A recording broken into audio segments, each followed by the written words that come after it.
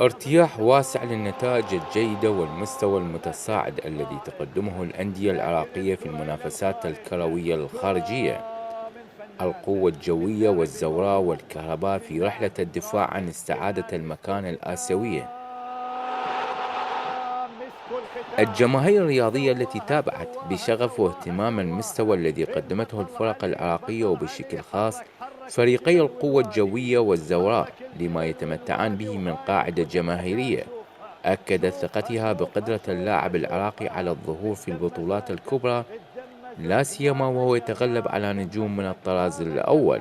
المباراة اللي جرت ما بين القوة الجوية ونادي الاتحاد السعودي كانت مباراة في قمة الأداء، أداها فريق القوة الجوية 90 دقيقة حماس ونشاط، وأعتقد أنه طبق ما كان يريده منه المدرب أيوب وديشو، وخاصة هناك عناصر بالقوة الجوية يعني هي تأهل فريق للوصول إلى مراحل متقدمة من هالبطولة، علي جاسم مهند. ونتمنى من إخواننا الرياضيين على مستوى الاتحاد، الأندية، اللجنة الأولمبية الرياضية، وزارة الشباب والرياضة أن تدعم هاي الخطة، وإن شاء الله خطة ناجحة وطريقة يعني نحو النجاح، ونتأمل إن شاء الله خير حتى على مستوى المنتخب الوطني. احنا نتمنى بأنه الفريق القوة الجوية يتأهل إلى الدور الثاني، فمستوى جاي يصعد أكثر وأحسن جاي يصير، وخصوصا يعني المستوى بالدوري يختلف عن مستوى أبطال آسيا.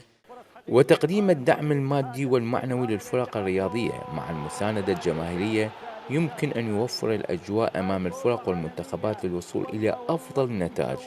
والمتابعون يقولون إن انطلاق الدوري بالمسمى الجديد يعد خطوة مهمة لتطوير واقع الأندية المحلية والمنتخبات الوطنية.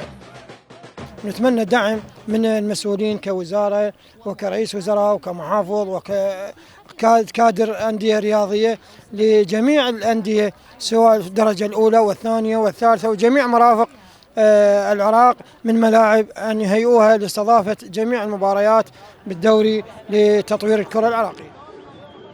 لبرنامج صباحكم رياضي، فارس الوهامي، المثنى.